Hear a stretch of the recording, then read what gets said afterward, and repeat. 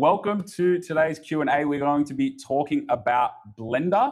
It's absolutely a juggernaut of a software. There's so many things that you can do in this software, but what is kind of underused or, really underutilized, maybe because it seems too hard, is using Blender to automate your design process. So Isaac here today is an expert in Blender. That's me, yeah. He works here at 3D Printing Gear, and we are going to show off how to use Blender probably in a way that you haven't even thought was possible before. So I'm going to hand it over to Isaac, and maybe you can jump over here. Yeah, cool. So I think Blender can be a very daunting program to get started in. It definitely was for me. And for the most part, Blender is designed for animation, game design, stuff like that. So I think people often overlook its benefits to things like 3D printing because it's not a CAD software. So you don't have things like, you can't, work with solid files? Solid geometries, solid geometries. So because you're working with meshes. It's mesh-based, right? Yeah. And I guess even for myself, when I'm making content and stuff, I say kind of you leave Blender for your sculptural stuff. And that could be a limiting. It's good for that. Yeah. But it can do, dimensional accuracy, and it can do all that. And it can work with, it's designed to, you can think do hair simulations really quickly, which means that it can do really simple geometry stuff even quicker. So in terms of iterative, really fast iterative processes, it can be really strong at that. And Eddie's in the call, and he will tell me that it's not very fast on his computer. You got to have a computer that's less than 5 years old. Yeah. But then again, some of the computers we're running it on here is not too hot. Yeah. So I guess a few things to talk about would be using it as a tool for 3D printing generally. So what that looks like for me is, because often when let's say you download something off MakerWorld, a lot of the time it's an STL. Or sometimes you just get the Blender file, the Bamboo Studio file. So it's just an STL. You don't get the step file. And if you want to make any modifications to it, you're modifying an STL, which some CAD software does pretty decently. Which one? I don't know. So I looked online, and some people were like, "No, it's actually CAD software is really good for working with the STLs," and I haven't yet found one. I didn't think that they were good. I mean, if you guys aren't aware, so STLs full of triangles, the triangles make your mesh. A step file recognizes the different faces and edges. So you could put a step file into a software, into Onshape or Fusion 360, and you could move a face really easily. But that face, if that was an STL, exact same design, put it into that software, it's made of 1 million triangles. So it's not easy to edit the face or edit the chamfer or whatever it is, right? So that's why when you're finding designs online and you want to make a modification, going for a step file is the easier way to go. Blender, I guess, can really, really easily work with meshes, and it can export in all sorts of formats, right? All sorts of formats, yeah. Export and import in basically any format. And because Blender is open source, completely free, with 1 million free add-ons, basically anything you want to do can be done. Someone's done it and they've added it in. Yeah, I think that this is in terms of design and having ideas to create things. This isn't a bad thing or a dig at anyone. It's just your thoughts aren't necessarily special here, right? So if you've thought of something and you want to do something, there's got to be an easier way to do this. It probably has been done before, right? Absolutely. And I think the great thing with Blender, like you said, is that it's free, and you could just get an add-on. So you can just download someone else's software. And it's so easy. You can do it in Blender. Should we have a look at maybe that or did you have a bit of a plan? No, let's have a look at it. Yeah, let's have a look at those add-ons. We've already got some add-ons installed here. Primarily is the 3D print add-on, which I think if you're ever using Blender for 3D printing, download this add-on is the first thing you should do, because it gives you, essentially it's a tool for checking that the mesh that you're working with is good to go for 3D printing. You've got things like manifold edges, non-manifold edges, which a non-manifold edge is just an edge that has more than 2 faces connecting to it. So that's fine for if you're doing an animation or something like that. But if you think about how it uses the faces to determine what part is inside the model, what part is outside of the model when you're printing it. And if it's got multiple faces coming from a single edge, then it's like that can't exist in the real world. So it will freak out, which you might have seen in your slicer before. So like we can create a non-manifold edge here. If we go create a cube. And so yeah, Blender works in, you've got object mode, which is like how you lay out all your individual objects. You can move them around. And then you've got the individual object edit mode. So here you have access to edit like every single, vertice, every single edge. You make it look so easy. You can do things. So we can hit an edge here and we can extrude it. And now we've got this weird thing. So if you tried to print this, you got a few problems. For starters, this has no thickness. So it's like, it wouldn't know what to do with this. So as a strictly animation-based thing, or if we're going to render a photo of this or whatever, we can do that. Yeah, you can do planes, no problem. Right, and I guess that is the problem with going from a theoretical kind of design to a 3D print. Like you said, it needs to be like able to actually be printable in the real world. Totally, yeah. So like this, from the outside, it might look okay, but you've got this additional like edge essentially that's hiding inside the model.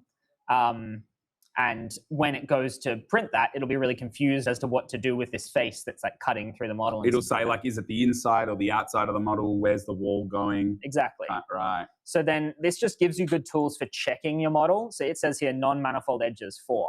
It's like, I don't know what's going on with that. And then if you click on that, it will highlight them for you. Oh, wow. I didn't know it would actually show you. You can kind of move them around. Yeah. It's got tools for, it'll show you like intersecting faces as well, which is really handy. Oh, great. When it like cuts through itself. So I've had models where there were like 30,000 non-manifold edges or something. And which actually that model was created in a CAD software. Really? Yeah. And then, we got it down to 0 and we got it printable. All through Blender? All through Blender, yeah. And this is, that add-on that you just showed, that doesn't come with Blender. That is something that you've added in there. So, where do we go to find those? You go under, so you got File, Edit, here, Preferences. This is like your standard, lots of preferences in here. But under Get Extensions here is where you get, so this is 3D Print Toolbox is what this is called. Screencast Keys is also installed. This is one of those ones where you like press a key and it will show it up on the screen, which is good for like teaching people stuff. So there's just like truly like, look at where the scroll bar is, these are all extensions and like. So these are popular ones that they've got on here? Correct. These are just popular ones. This is available from the Blender official like add-on thing. So you can download, and hundreds of thousands of ones that aren't technically from the official store. I'm actually working on making my own as well, so you can just make your own add-ons. Oh wow! Okay, so maybe there's like a tool that you wanted that doesn't exist, so then you make it because maybe your business does X, Y, Z over and over again. Instead of doing that manually, you can kind of make an add-on for it or something. Yep. And if it's useful, like to other people, you can then like you can provide it for free. You can sell it through different things. So yeah, there's tons. I mean, a lot of this will be like animation. So here's one, 3MF import and export. So this is cool. I've been working with this one to color models outside of the Bamboo slicer and actually be able to import that colored model in.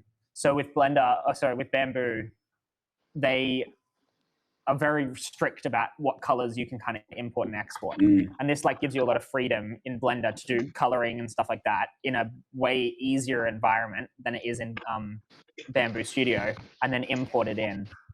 So that's a cool one. But yeah, there's tons of these, and like obviously, you would only install the ones that you want to need. I guess the main takeaway for me, and I don't know, and yeah, let us know if you have any comments, guys. You want to just pull that one up so you can have a look. What am I doing? Maybe just. I see. All good. So just put them in the comments. So this software is not just free. You don't just sculpt with it. It can be really thought of as something flexible that grows with you. I'm already thinking for my business, like we design a lot of the same parts over and over again, and they're all custom. So potentially making like some sort of system in Blender that, takes in an order and then automatically generates that part. And then even now that you've shown me that 3MF exporter, even exports that as a 3MF file. So all I have to do, the order comes in, automatically creates my part. I just double click the 3MF and it's a custom part that took me 0 seconds to design. I need to get on this ASAP. Totally. Yeah. And I think that's where like Blender does shine from the fact that it is, because you can program in Blender, like there's this scripting thing, you can fully create I didn't even notice this code directly into Blender. There's a ton of these different, like, these are just windows. I mean, Blender's very modular, so you can create your own window immediately and have all the information that you want to have here. So if we want to like work with a shader and see it as we're working, you can just create a window. You can close a window. So what's this screen here with these squares and rectangles in there? Yeah, so Blender, this is one of the things we want to talk about is the nodes.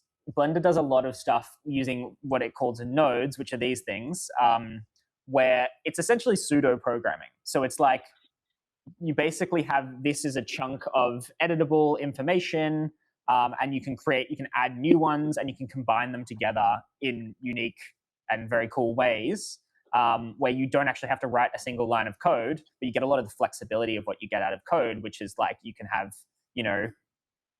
the whole point of this is you take some kind of input and then you get some kind of output of it. So this is with your materials, your shaders. So you essentially are starting with maybe an image or a selection of colors or something like that, and you're putting it through different functions, different things to change those colors or to tell it where on the mesh those colors should go. So as an example, like, would you be rendering a photo, say, for example, of our filament that we sell here? Like, Totally. And you could do this with these nodes. Let's have a look if we've still got. We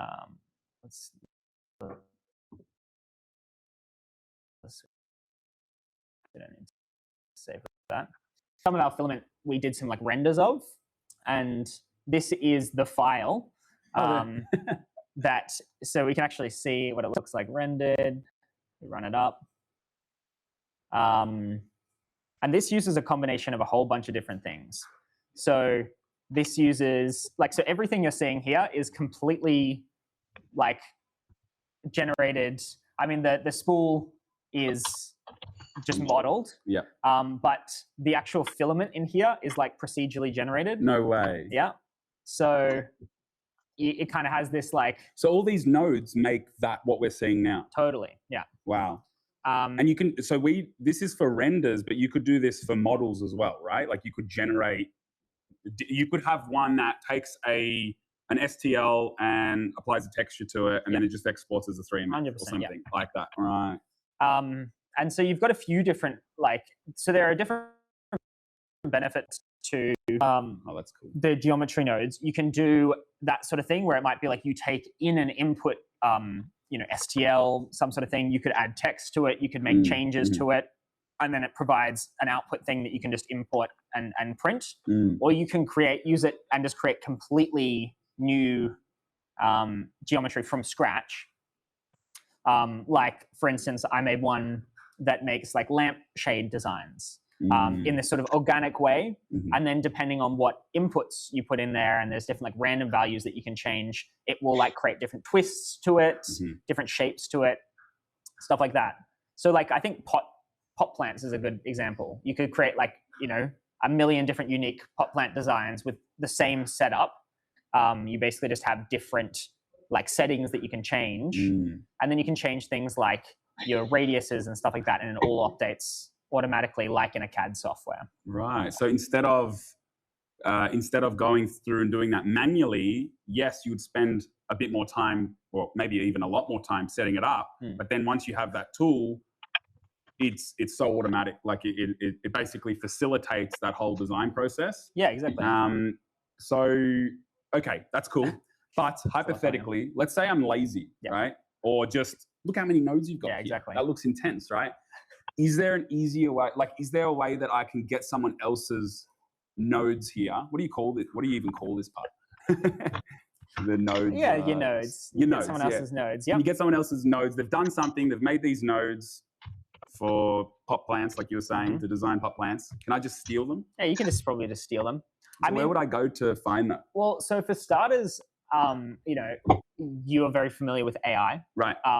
AI is very familiar with Blender. Mhm. So often what I'll do if I'm, stuck in something is ask it to help me with creating this, like the node setup.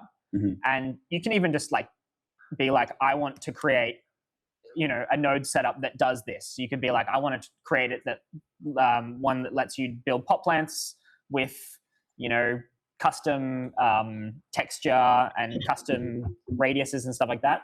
And it will give you the entire node structure that you need. It won't just tell you how to do it. It'll actually do it.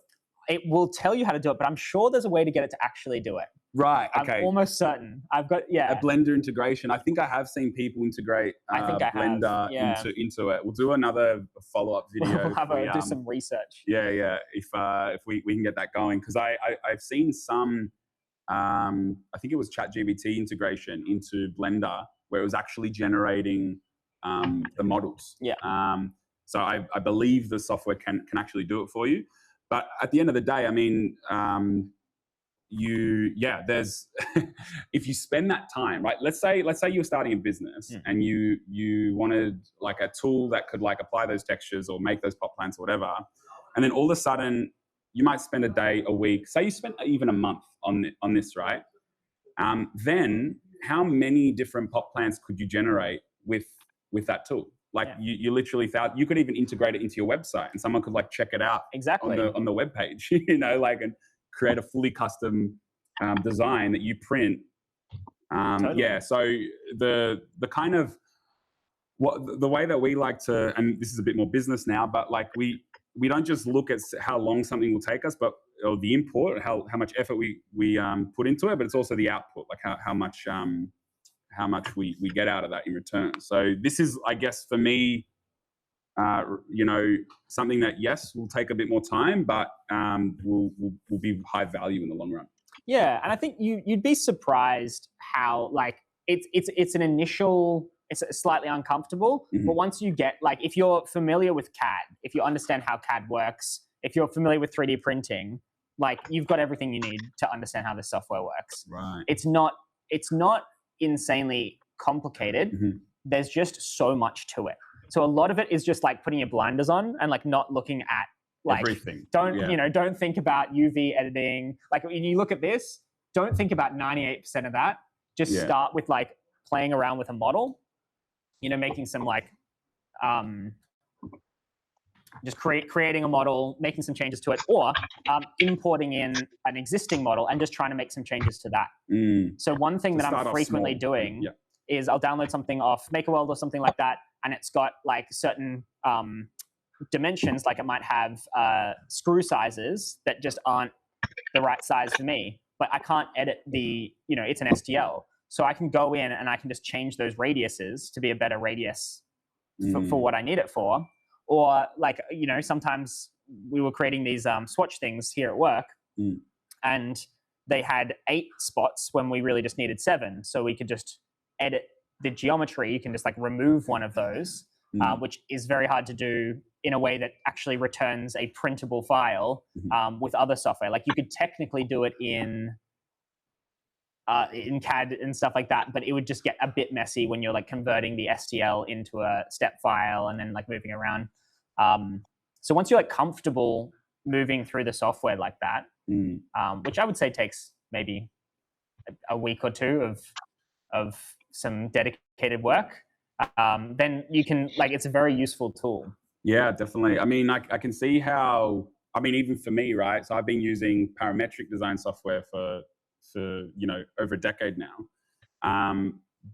Probably a limiting belief of mine is that Blender's not really my thing, right? I don't really do that. So yeah, if I just started small and kind of worked my way up, then maybe I could be a lot more efficient in certain things. It's just good to add another tool to the tool belt. Jeremy in the chat, what's a node? We covered that before you jumped on.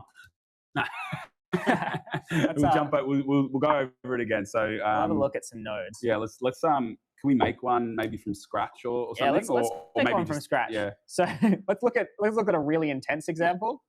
So this is going to be like daunting. This is a node tree, Mr. Jeremy. so this is something that you could have, but let's make something a lot more simple.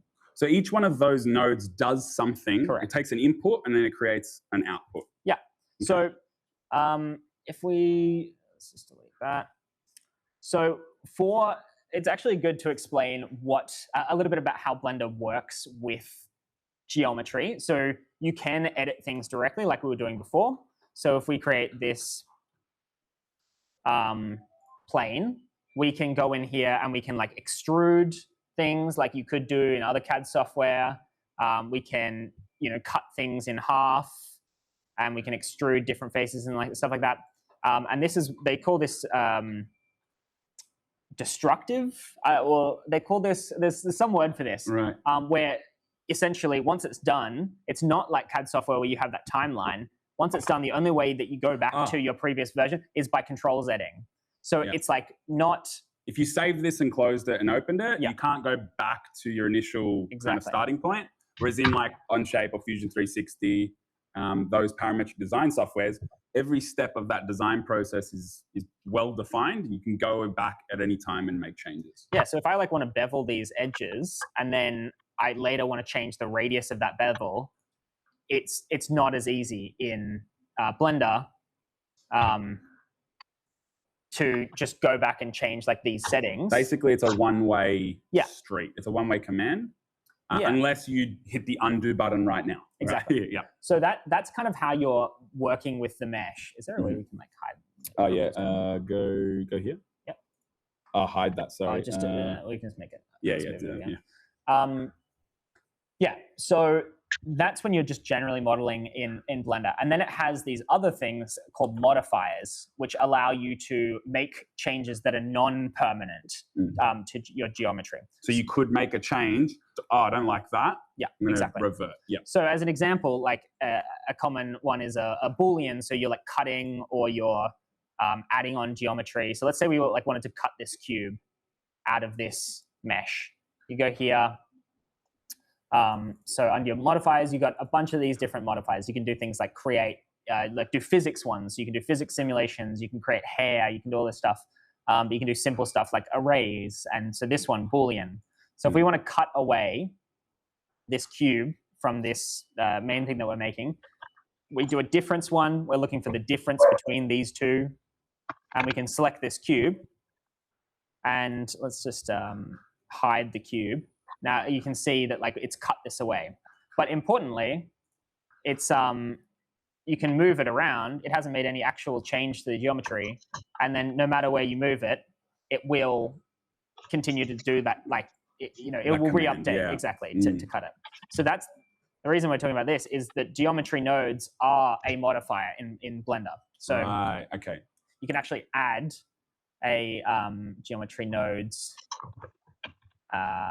Geometry, maybe this one of these geometry nodes modifier, and it will basically, it's almost like a collection of modifiers in one. Gotcha. So it's like it's going to take this geometry that you're working with, it's going to make some changes to it, might be scaling it, might be creating multiple instances of it, maybe texture or something like that. Yeah, exactly. And then it will kick out some resulting geometry that then you can continue to work with.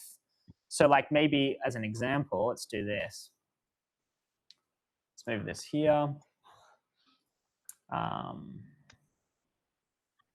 And then, so under this tab, geometry nodes, just a nice little a setup that they've made. So let's make sure we can see some things. So we can, let's close this. We can create a new geometry node setup for this cube here.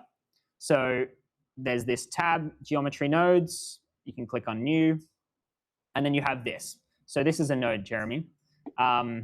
This is an input node, and this is an output node. So what this is saying right now is take the input geometry, which is this cube, and then feed it directly to the output geometry. Right. Pretty simple. So it's done nothing to it? It's done nothing. Yep. And then we can add things to this, and this is the list of things we can add. So it's pretty hectic. There's a lot of stuff going on here. What's the most common one that you would? Honestly, I think the thing I'm most commonly using is a transform geometry. So this just takes your input geometry, it does some sort of transform to it. So it could be a rotation, it could be rotating the cube. It could be a scale, scaling here. It could be translation, so moving it up and down, that sort of stuff. And you can see here that if we show and hide this, it's still cutting it from the original modifier, and we can like live see this cut. So we can do these changes and get this kind of live feedback. And Blender is like very well optimized. It might not feel like it at times, but it can do some pretty hectic stuff like really fast. So yeah, go for it. I'm just going to check. If you got any questions, let us know.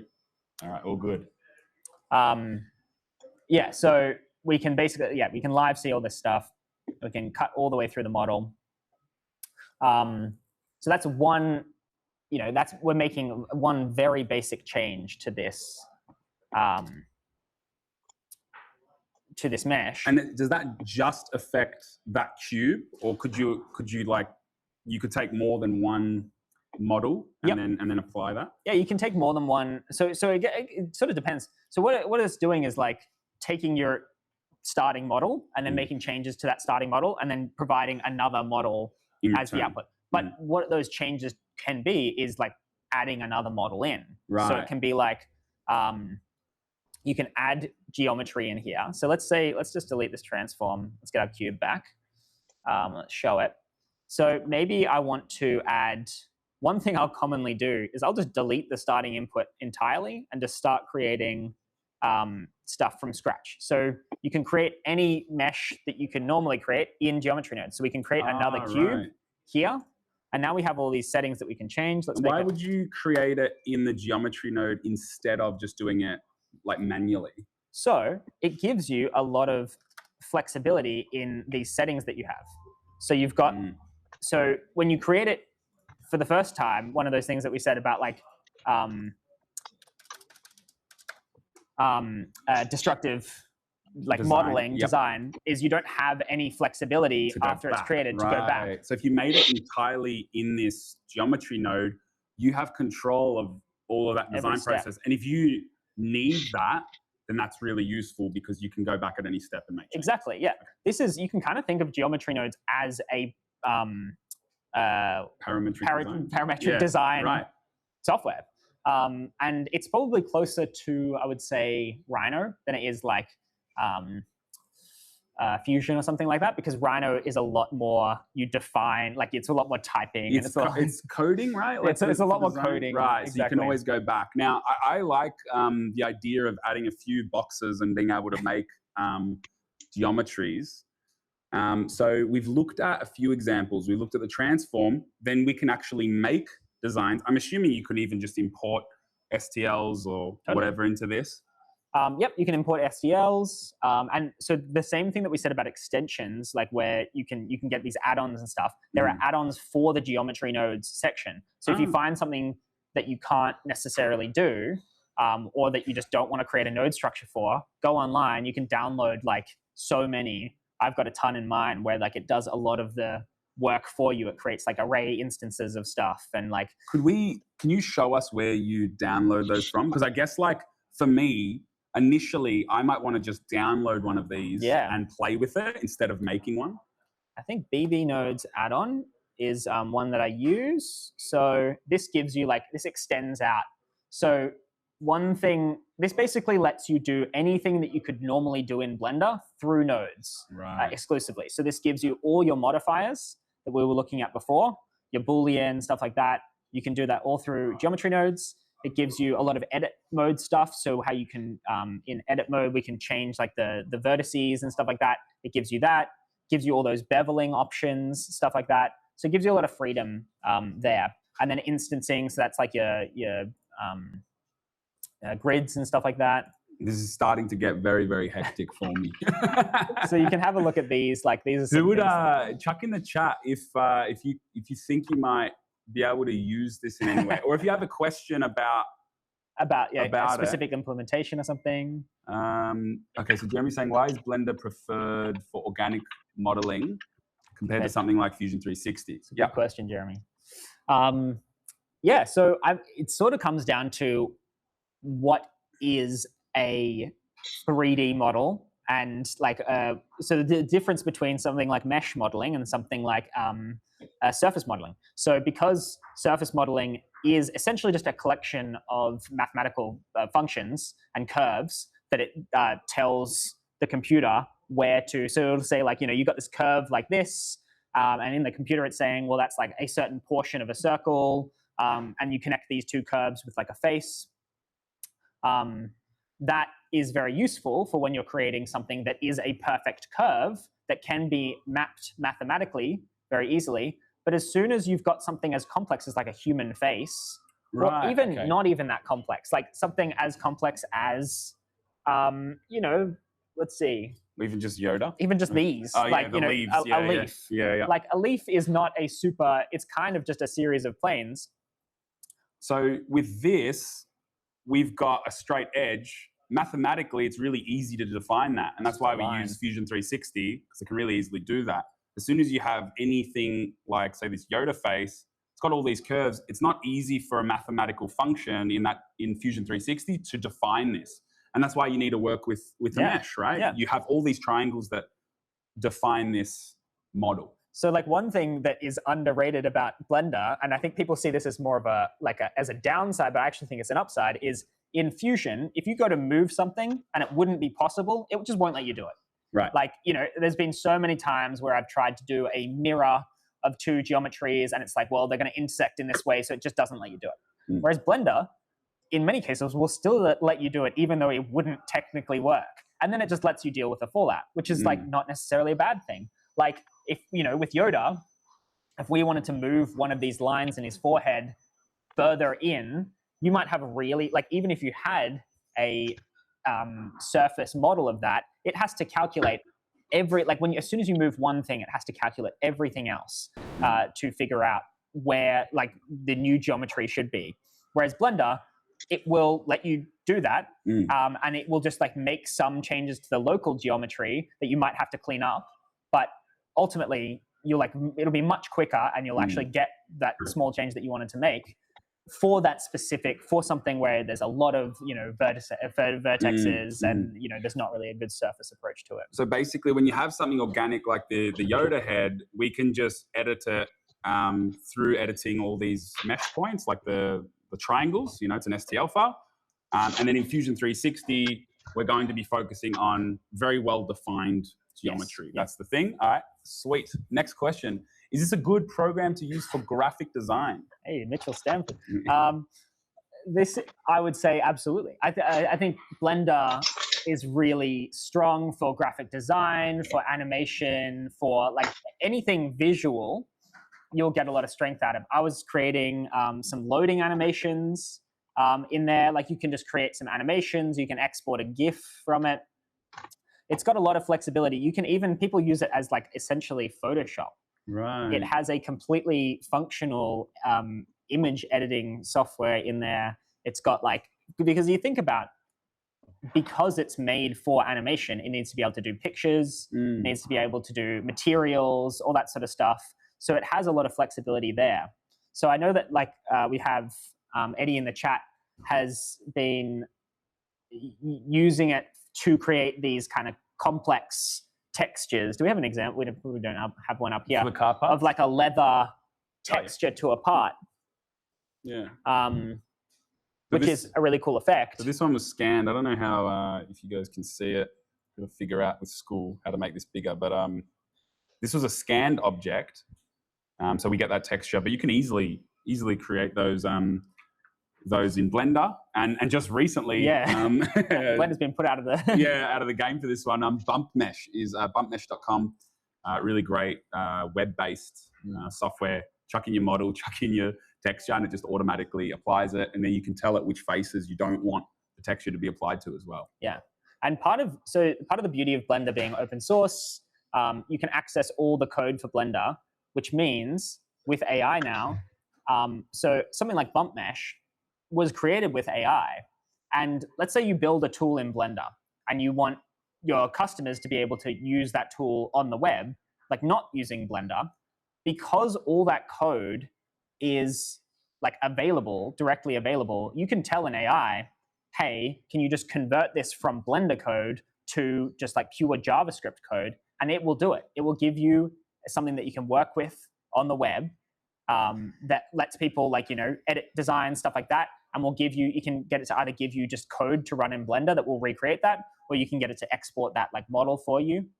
So basically you're taking the guts of what you want in Blender, just the bits that you want. Exactly. And then you're making it available like in another way. Yeah, custom tool. And like, obviously the web is not optimized for this sort of stuff. So you're not going to get the same speed. You're not going to get the same like flexibility. But if it's a really small custom tool, like for you, if it's someone just going in, seeing a 3D render of their design that they're getting, put their colors in, put their name in, you could just have that export directly to you. Wow. As a file. Yeah. That's what I want to do next. I mean, like, even for probably a lot of people here, like, so my business, we have like 40 different color options, which is too many. So what we started to do is we just have products with predefined colors, but there's still some people that want it custom, and they still say have to put change a text field, and they can't see that like change live, like we can't show that to them. And when you're selling something, showing someone what you're selling, good idea. So if we were the first business to show the live model of exactly what they're going to get, even with the 3D printed texture, which I just realized now that we could do, in the right colors with their exact text, I mean, that's a game changer, right? That's probably worth me spending months on, right? I don't think it'll take me months, but with AI now, but that's definitely worth it. Okay. Is there anything else we needed to show? I wanted to show that, and I realized I put it on the other USB, but I can find it here. Let's go GeoNodes.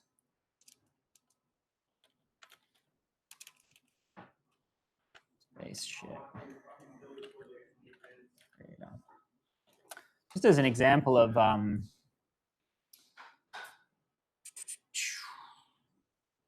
something that you can do, I was looking for a few. Oh, hang on, before you leave there. Yeah. So this is, you just downloaded this node tree. Downloaded the Blender file, which contains that node tree. Right. This is called a spaceship generator. Yeah. So this is Blender Studio, which is a place where tons of projects, information, stuff is shared. This is like a Blender official space. Oh, awesome. And this gives you, so I've learned a lot of stuff from here. This gives you a lot of like tutorials on how to get into, Blender. It makes it really easy to use, but it goes from like the level of complete beginner to people making literal movies out of Blender. Wow.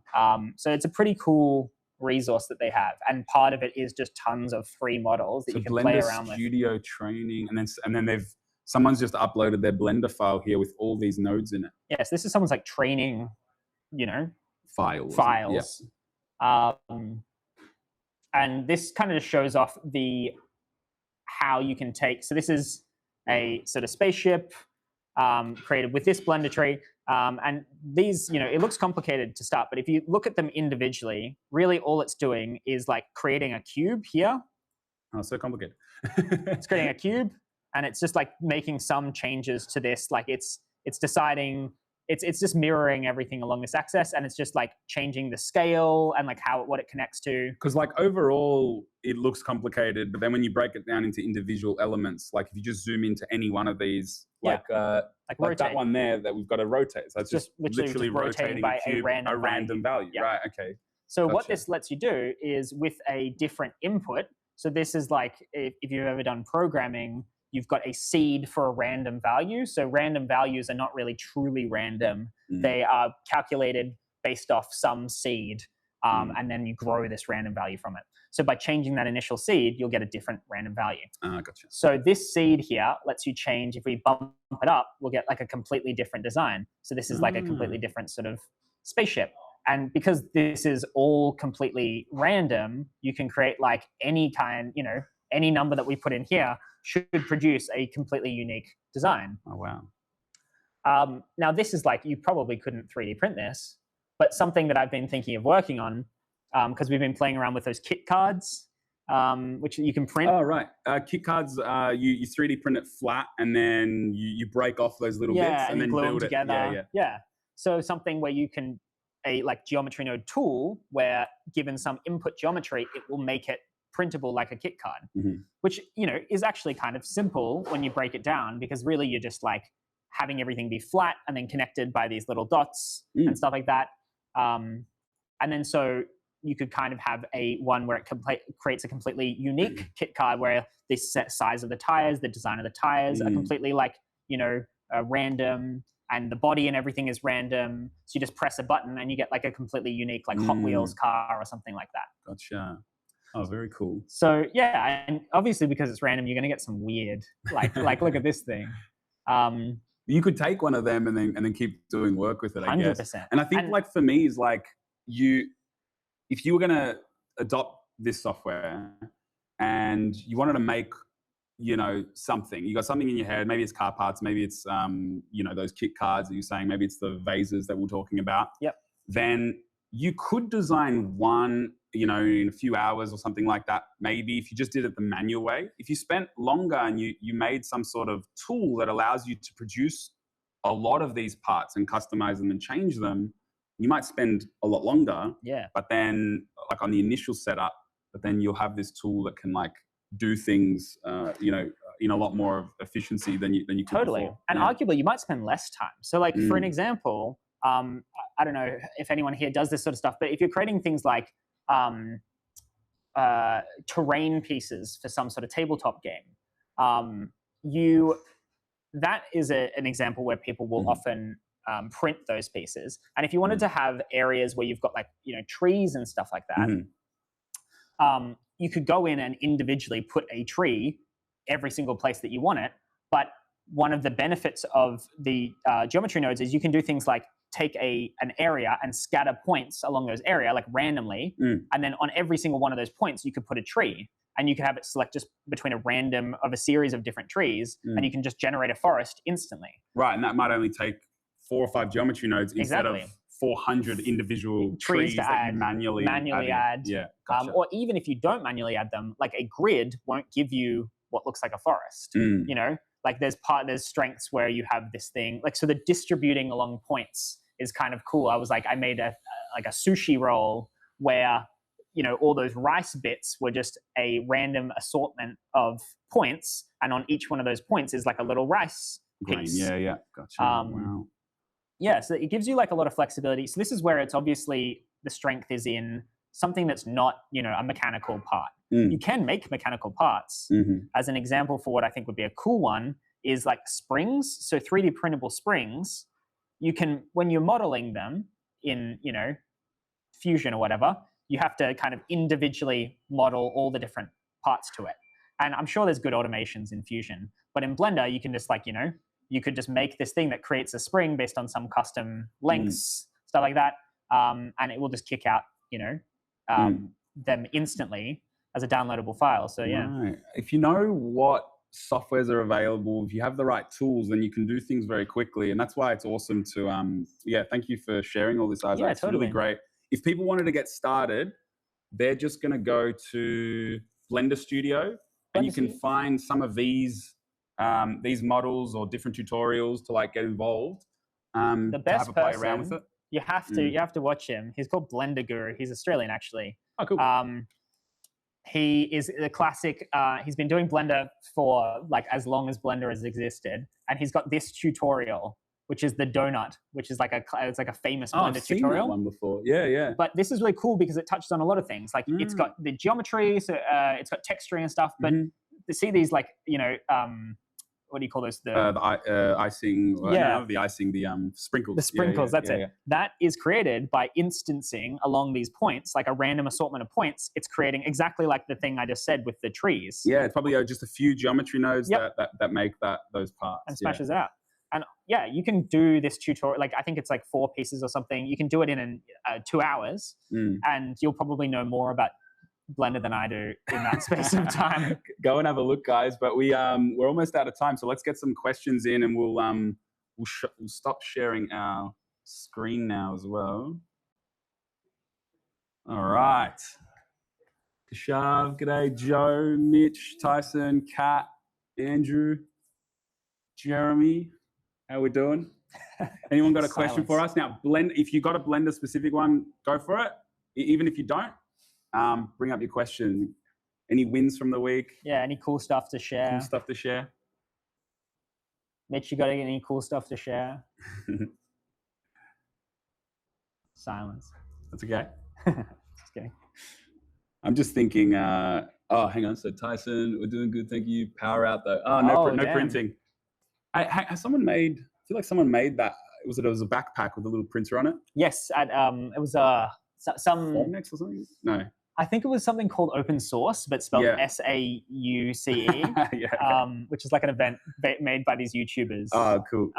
Which honestly, I think would be awesome to go to because there's just a bunch of people doing crazy stuff. Like that. It's like, why would you put a 3D printer on your back? It's like, why not? It's like, I've been talking about like. I hope the power comes back on. Yeah. Some cookie cutters. Hell yeah. So not much of the Easter break as way. Some more cookie cutters and cake toppers. Awesome. No, Joe, that's great. Yeah, Easter was a good time for our business. I didn't realize. Well, I probably should have realized because it happens every year. But yeah, Easter was a really interesting one. Like we did a promotion over the Easter weekend because a lot of families get together and we sell family stuff. So families get talking, and then we just gave a code to our subscribers. So like not ads or anything, and then like they'll be talking over the Easter break, and where'd you get that from? Arianala. They're actually doing a 20% off sale today. It's like so. Yeah, that was good for us. I've got another question. Is there a simplified version of Blender that doesn't have 6 billion different settings? It's a good question. I actually don't know the answer to that. It depends what you want to do. It depends what you want to do. Yeah, because it can do so much. Like you don't have to use all things. Yeah. So if it's just mesh editing, Mesh Mixer is a really, really basic one, or ZBrush. There's probably an add-on for Blender that limits everything that is shown to you. Simple Blender add-on. Let's see, I don't know. Yeah, so maybe share our screen again. Sorry. Let's yeah. Yeah, go back here. Share that one. Yeah. Screen. Sweet. Boom. Yeah. Easy. Yeah, let's Blender add-on that makes it simple. That's a good one. Oh wow! Yeah. There you go. Loop tools. CAD Sketcher. Easy. Yeah, there's a few options. You can have a look. Yeah. CAD Sketcher. I mean, and maybe. Oh, hello. Maybe there's space there for a new add-on. But I can see a huge benefit to having an add-on that lets you choose, because at the moment, exactly, Blender's kind of showing you stuff. Everything. It's like, are you doing animation? Are you doing game design? Are you doing stuff? And it's like, I'm just going to show you stuff for everything. Everything, yeah. Whereas you have a thing that's just like, give me just the basic tools, then that would be kind of an easy way to get started. Oh, definitely. Without, needing to know what keying we'll have a look. are. We'll have a look and see if see if that's available. I'll post it with the recording of the Q&A. And if it's not available, hey, it just might be. Yeah. Give me 2 days with Claude code. And yeah, that's right. Yeah. How good's Claude? Oh, Joe, Easter present equals 3D printer. Yeah, that's right. First time with Blender. Save a lot of money printing your presents. Yeah. Good day, lads. This is my first go on here. Bit over my head with Blender. I'm very new. No, totally. Don't worry, Andrew. I am too. I use Blender almost daily, but only to do one or two very specific things. Like it's just extruding contours. But now with what Isaac's showing me, I could maybe even automate that. So I'm going to do step by step. I might even document that process a little bit. Yeah. Show you guys. I've got another question. How long would it take for someone to be a full professional in Blender? Look, it depends. It's such a broad program. I think, honestly, to get comfortable using the program, it's sort of like the difference between learning to drive versus being like a professional driver, right? I think to getting to the stage of how to drive is honestly a couple days. Like once you feel comfortable in the edit mode, once you feel comfortable... still struggling with 360. I would argue, and this might be an unpopular opinion, that Blender is easier than Fusion. Oh, wow. Yeah, okay. I've never heard that before. Might be an unpopular opinion. But it's so part of it is the right tutorials for you. like watching something that explains it well and is slow enough. And because like there's a lot of shortcuts in Blender. Oh, totally. And that can be a real... Yeah, because they're hidden. They're hidden. Right. And this is why when I'm learning to do something, I've always got ChatGPT or Claude Code or Claude in another window, ready to like screenshot it and go, hey, where do I go for this bit now? Where do I go for this bit? And then even just being open about it and saying, hey, like this is my goal, this is what I want to achieve, and telling it, like giving it some context, like, hey, I'm new to this, like try and be simple and like walk me through this process like step by step. And getting like a cheat sheet, honestly, like a cheat sheet for controls that you can just look back to. You think about if you're learning how to play piano, you put what type of key it is on the key, so you know that that's a G. Like, so it's great to have a little document that's just like, oh, to move around an object, you press G. And to extrude, you press E, right? Exactly. Yeah. Like they try to make it, you know, scale is S. Yeah. So, but if you have that there, and once you feel comfortable with those tools, you'll find you're so much faster. Like I feel so much faster in Blender than I do in Fusion because, well, maybe I just don't know the shortcuts for Fusion, but I'm a lot more clicky with Fusion. I'm moving around the screen, whereas with Blender, I'm zipping around. Exactly. Yeah, I'm locked in. Yeah. Definitely. All right. 1 minute left. Any burning questions? I would say key to learning Blender, if you do want to learn it, is just pick whatever part that you do want to learn and just learn that specific part. Right, yeah, really dial it in. Else. Yeah, that's a good point. Put the blinders on. Yeah, exactly. There are like a million tabs, so you just need to like say, hey, this is what I want to achieve. Yeah. This is what I need to learn. Let's just do that. Yeah, perfect. All right, well, thank you very much for showing us that, Isaac. Yeah. If you guys have any questions throughout the week, as always, feel free to post in the community.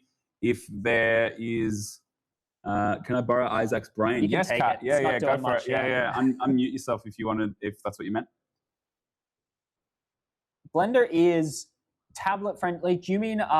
So Eddie's saying, is it tablet friendly? Is that what sorry, Jeremy's saying, is it tablet friendly? And I'm wondering if you mean like with the can you move it around? It doesn't have like touch controls. If that's what you mean, you probably need a mouse. Yeah. Probably would, maybe if you had a good tablet, it'd be all right. Yeah, it depends on the tablet. Eddie, thanks guys. We'll definitely give Blender some more time. I've got a few ideas for implementing some Blender tools. Side note, I'll be in later. Okay, cool. Sweet. Blender tools, I can already think of some that will literally save me like maybe 100 hours or 200 hours over the year. Like we sell these rainbows that I've got templates and I can design one and have it ready in 4 minutes is like what I've got it down to. And they're fully custom. They don't take long to print, which is great. But with what I've been shown today, and I've literally learned this today, like with the geometry nodes, I'll probably be able to get that down to 0. Yeah.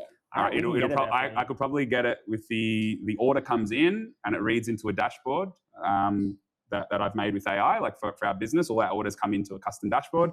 It has all the information there, the text that needs to go into each arch. It sounds pretty simple, right? Absolutely. Like it just puts scale it, make sure it fits. Yeah, make sure it fits. Absolutely. Yeah.